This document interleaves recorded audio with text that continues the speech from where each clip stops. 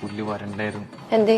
കല്യാണ വീട്ടിൽ വന്നിരിക്കുന്ന എല്ലാ കോഴികളും നിന്നെ തന്നെയാണ് നോക്കണത്. ഈ നോട്ടം കണ്ടിട്ടുണ്ടല്ലോ എനിക്ക് കുറച്ച് സൗന്ദര്യം കൊടുത്ത എന്റെ കുഴപ്പം. നീ വന്നേ പോവാ. അവൾ ഈ കല്യാണത്തിൽ തന്നെയാണ് വന്നത്. എന്നിട്ട് എവിടെ?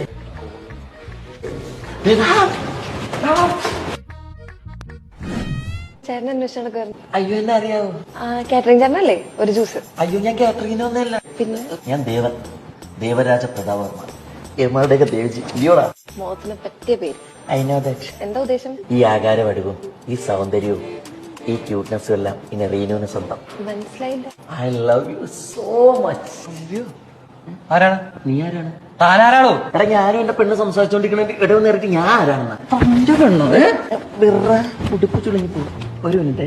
എടാ, ഒരു വഴിപോക്കം വന്ന് എന്റെ കുത്തിന് പിടിക്കുമ്പോഴും ഒന്ന് പ്രതികരിക്കണം. അല്ല, നീ ഇപ്പൊ എന്തിനാണ് എന്റെ അടുത്ത് റൈസ് ആയത്? ഇതെന്റെ ഗേൾഫ്രണ്ട് ആണ്. എന്റെ കേക്കഞ്ഞ.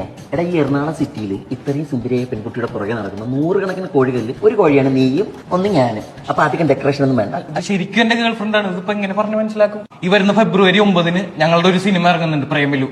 അതിൽ ഞങ്ങളുടെ കഥയാണ് പറഞ്ഞേക്കണത്.